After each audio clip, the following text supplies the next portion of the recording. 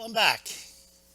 It's Smaulgld.com. It's been about a year, so I thought it was time to get back onto YouTube and kind of update you guys on what I've been doing and what's going on at Smaulgld. So, one of the new features that we'd like to add is a weekly wrap-up. And I've been doing a weekly wrap-up, in case you missed it, for about 6 months now, but I thought I'd bring it to YouTube for those of you who don't always get over to the site. This way you can get a quick wrap-up while you're listening, and you can check out some of the features later, some of the links that we post every week. So if you go to this week's, in case you missed it, week ended June 4th, 2016, we'll cover some of the things that happened last week. Now the big news last week was that job report where the Bureau of Labor Statistics came out and said that only 36, 38, 39,000 jobs were created in the month of May. Now this supposedly is during this time where we've been having robust and solid job growth, and this kind of took a lot of people by surprise because the number is ridiculously low. Now we all know that the types of jobs that are being created are really nothing to jump up and down about, but at least they've been relatively decent numbers. But this one was very low. And of course the Fed has been saying that one of the main things that they look at before that they are going to raise rates is they want to see more improvement in the labor market. Now, how much more improvement, at least on paper, can you get than 4.7% unemployment? Now we all know, of course, that 4.7% unemployment doesn't accurately reflect the true state of people's employment, because we know we have about 92, 93 million people totally outside of the labor force. It just means that when people leave the labor force, they don't count them as being in the labor force, and therefore they're not considered unemployed. So the people that are employed, they get it down to 4.7%. So that was the big news. That ties into whether the Fed will raise rates, won't raise rates.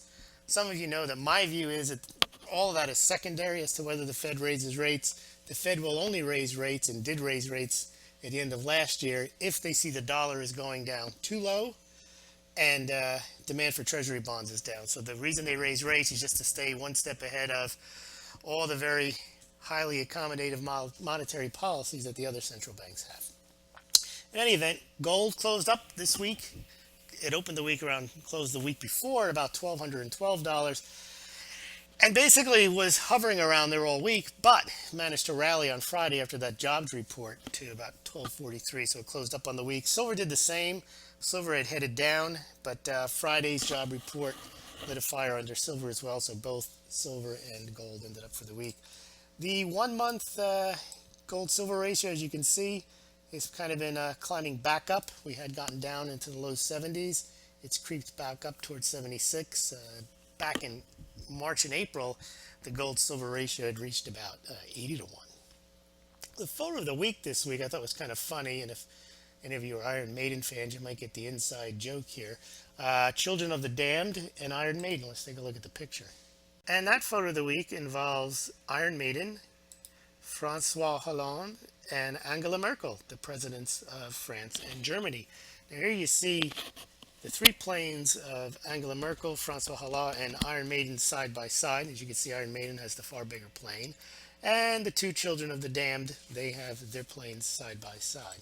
So that was kind of a humorous photo, especially for those of you who like Iron Maiden.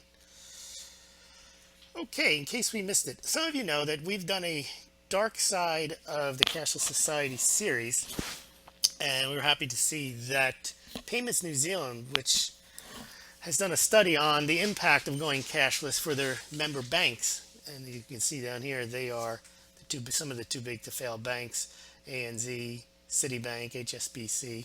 Well, they cited as a footnote some of the horror shows that could come about as a result of in the article that we had posted. And they cited that. We were happy to see that they had cited our article. Earlier in the week, we published why new home sales are still far below those of prior decades. Now, we've been hearing that there's a housing recovery. That's been in price only. Yes, home prices have gone up. New home sales are not gone up, as you can see. They've gone up since the low point in 2011, but even now, they're still at levels last seen in the 1960s when the population was 40% lower than it is today. So housing recovery is probably a bad word. prices are more expensive as a result of QE and low interest rates, and they're at all-time highs. But we show in this article, if you click on this article, you go to Smaulgld, you'll see the article, and we've put together all the charts showing the labor force participation rate for all the age groups. And the interesting thing there is that there's this myth that the labor force participation rate is going down because of all the retiring baby boomers, and we show through the charts that that's not true, that the labor force participation rate for those in their prime working years has also gone down. The only place where the labor force participation rate has gone up is for senior citizens, and that makes sense because they can no longer retire on fixed income because there is no fixed income. Interest rates are close to zero, so they got to continue working, or because they're broke. But of course, older people don't buy new homes. It's the people in their prime working years that buy new homes, and as you can see, they ain't buying them. That article got picked up in Inman News. Gold, Pakistan's gold imports increased 20% in 10 months. Fed chatter, that's a feature that we cover every week. We cover what all the Fed presidents might be saying. And of course, in the past month, all they've been saying, 2 or 3 times each, Fed President Bullard, Williams, whomever, all the regional Fed presidents, most of them non-voting members, mind you, have been out in open mouth operations yakking about a rate hike. And I guess they thought that the markets were too conditioned about there not being a rate hike this year, that they decided that they need to let everybody know they're still there and they're serious about raising rates. And they started to do that when the dollar index had fallen to about 92. The minute it hit around 92, went below 91, that's when they trotted all the Fed presidents out and started screaming, we're going to raise rates. Mind you, could happen in June. It's on the table. Could happen twice, 3 times. Maybe they're going to raise them 3 times in one meeting. They got very hawkish, so to speak. Of course, they didn't do anything. They were just talking. And that drove the dollar right back up. And, of course, the month of May was very bad for gold and silver. It drove gold and silver down. And then on Friday, something happened. Yes, we had that jobs report, and that kind of reversed almost all the gains from open mouth operations of the Fed, because that kind of signaled to the market that maybe they're not going to raise rates in June. They'll blame it on Brexit. They'll say the job report was transitory, blame it on the weather. Who knows? But most likely they won't raise rates in June. And of course, if markets get too complacent and the dollar drops further, they'll start talking rate hikes. And if they don't believe them this time, my opinion is they will do a rate hike this year just to support the dollar and demand for treasuries. Another thing that we do every month is we cover the silver and gold sales out of the major mints. We had a report at the end of May, or beginning of June, actually, for May sales, and American Eagle sales continue their torrid pace. They're up 122% in May over last year. They set a record in May, and as you can see, since 1987 through 2016, we see that last month, that was the best May on record. Over almost 5 million Silver Eagles were sold in the month of May. Now, if you click on the link here, when you get this report, you can see many more charts. This is just meant to be a weekly wrap-up, not an entire review of the American Silver Eagle sales in May. Gold. India rolled back its sales tax on gold jewelry. Now remember, India's got a problem because the people in India love gold. The government hates the fact that they love gold, so they tax it. They put import duties on it. And then the people protest. They go on strike. They smuggle. So India's finally kind of caved a bit of the pressure, and they've rolled back the sales tax. All these are links. You can click on and read more about the stories if you want. The story about Peru's illegal gold mining. They might get a break, or they might lose some environmental regulations that have been restricting their activities. There's a beautiful, you click on this link, you'll see there's a beautiful gold Maltese eagle that was stolen. It's diamond studded, made of solid gold. Somebody ripped it off. People investing in silver, their net wealth is going up. This guy Alberto Balleres, so his net wealth rise 1.3 billion. I'm sure he could use the money. And then what we do every week, we put the U.S. economic data just so you can see the touch points that kind of show there really is not a robust improving economy. Chicago PMI down from what was expected, down from the month before. Dallas Fed negative. Kay Schiller, yeah, prices go up. Home prices go up. I don't know why that's a good thing. It means they're less affordable. It means fewer homes get sold. But they tout that as a sign of economic recovery because home prices are going up. And that's a function of a lot of people own homes. So they figure they're throwing a bone to the people who actually own homes. Makes their net worth go higher. And supposedly they feel rich and they go out and spend. Keynesian economics. Personal income wasn't bad. It went up. Personal spending, though, they saved it. They got more in income. Their spending went down. They either saved it, spent it, or they didn't spend it. Either saved it or paid down debt, but they didn't spend it and go out and boost the economy by going to the mall. Consumer confidence dropped, and basically the consumer spending that went up was based on gas spending. So that's not really a good thing. People just had to spend the money because they had to buy gas.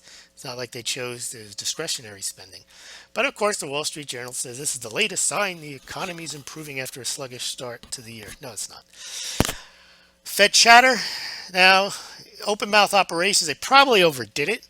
As I mentioned earlier, you had 2 or 3 times specific Fed presidents out there saying, "Believe us, believe us, believe us. We're going to raise rates. We're going to raise rates 2 or 3 times. It's coming. It's coming. It's on the table."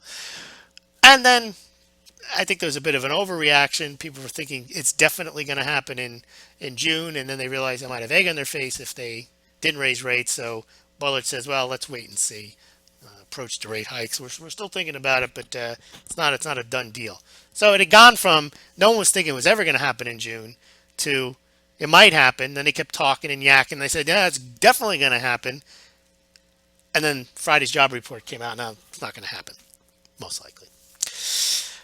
Then we also, if you look every week, during the week, we publish the amount of sales each day that the U.S. Mint releases. They say every day when, not every day, but they say when they have sold or delivered to their authorized purchasers certain amounts of silver eagles and gold eagles, and we publish that in case you miss it report here. As you can see, they release 500,000 in a particular day, all to the authorized purchasers, and then we track the month to date, we track the year to date, and as you can see, this was last month. That was building towards last month's record, May. Gold sales were decent, but nowhere near the type of sales.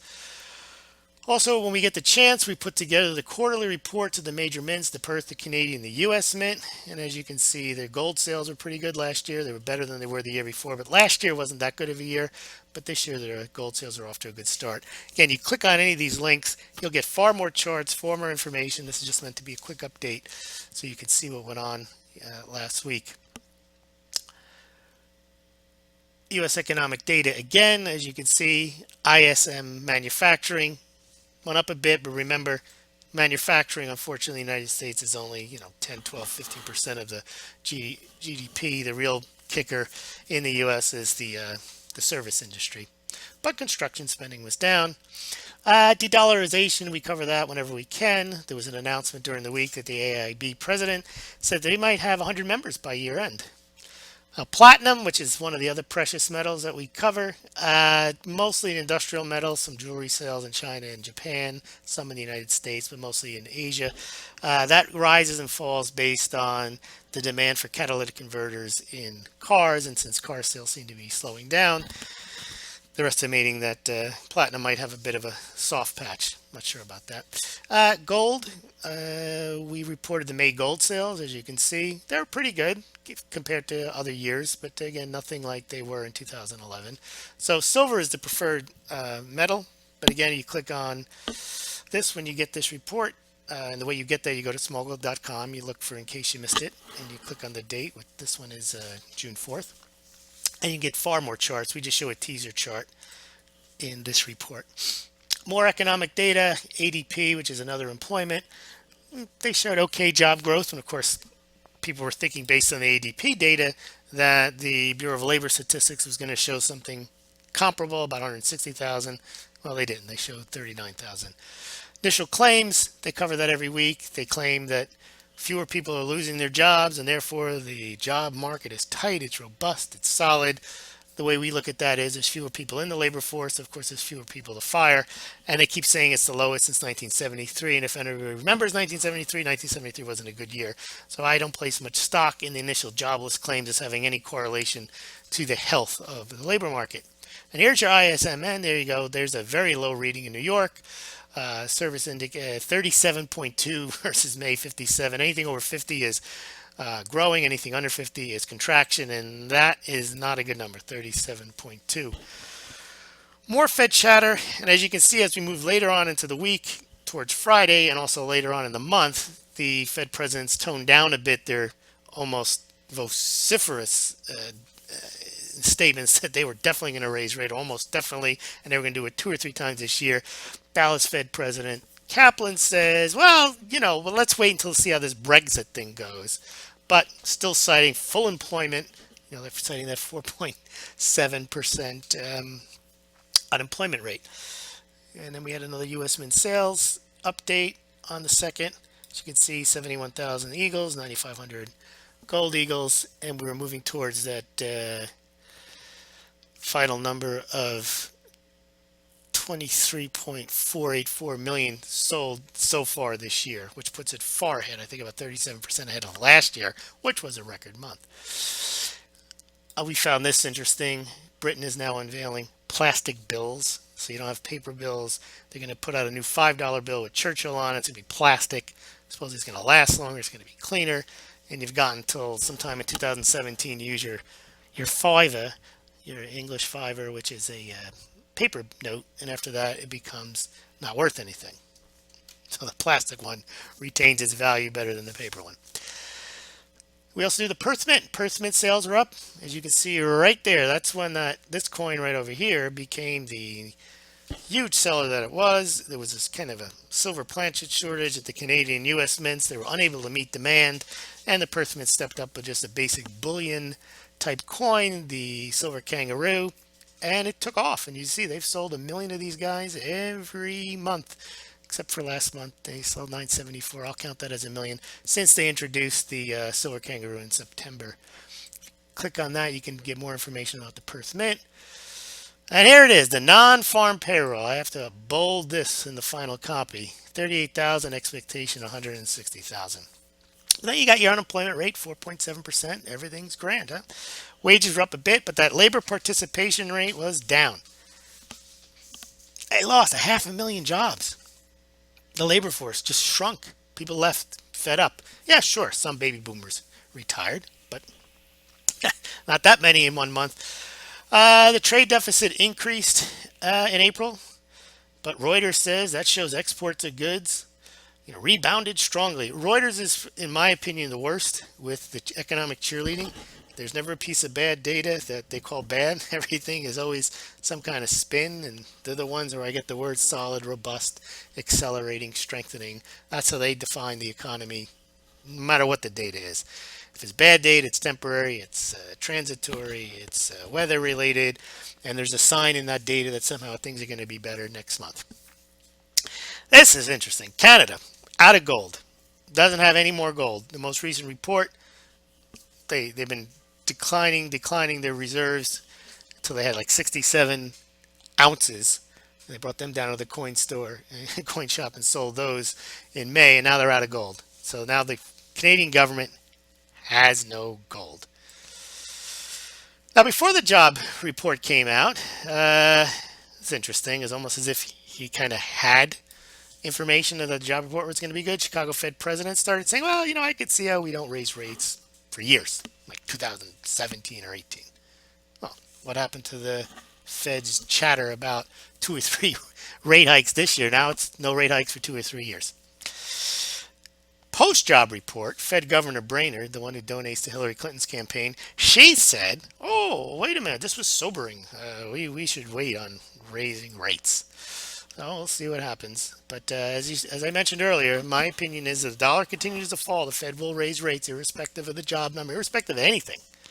If they see there's confidence lost in the Fed or confidence lost in the dollar, they don't care. They will raise rates to show that they're in charge, to show that they care about the dollar and that they care about their own credibility. Oh, we'll see what happens. And as I mentioned, they want a dollar. It's not too strong because they have to sell military hardware to the rest of the world. They can't make it too expensive, but they also don't want a dollar that's too weak. Because if it gets too weak, you can lose confidence, and they don't want that. So they play this game of back and forth with the interest rates, and they'll raise them if they have to. But no way they're going to go on this tightening path and go to 1, 2, 3% interest rates when the rest of the world is either at zero or negative. The Fed really just needs to stay ahead of that. They don't have to go to 1%. But if they have to raise interest rates a quarter point, so what? They'll do it. We also reported on the Canadian gold sales. As you can see, first quarter pretty good. Probably back on a pace, getting close to 1 million a year. But the silver was the big story. We reported on that last week. The Canadian Mint silver sales last year were 34 million. There was something like 600,000 just 10 years ago. So the Canadian Mint even noted that silver is the big. It's where people are putting their money, and they mentioned that people look at silver as having a floor under it because of that significant industrial demand, which I thought was an interesting way of looking at it. They called it a safety net, supposedly. First to Majestic, our friend Keith Newmeyer is talking about $20 at the end of the year, and of course he's been talking about silver getting to 150. As I mentioned in our earlier about Bullard, he starts talking about maybe we don't need to raise rates in June, but it's on the table. Market service PMI declined from 52.8 down to 51.2. Again, that's the bulk of the U.S. economy, headed basically towards very little expansion, close to 50 there. Russia, they're going to do a supposedly bypass foreign banks and do bond issuances, not to using the foreign banks, but kind of to the general market. In any event, that's what we have for the week. Please check it out. Anything on here, you have questions, you can email me, or you can probably find all the answers to your questions just by going to the site, Smaulgld.com, and clicking on this report, which is the In Case You Missed It report for the week ended June 4th, 2016. Thanks for tuning in, and we'll talk to you next week.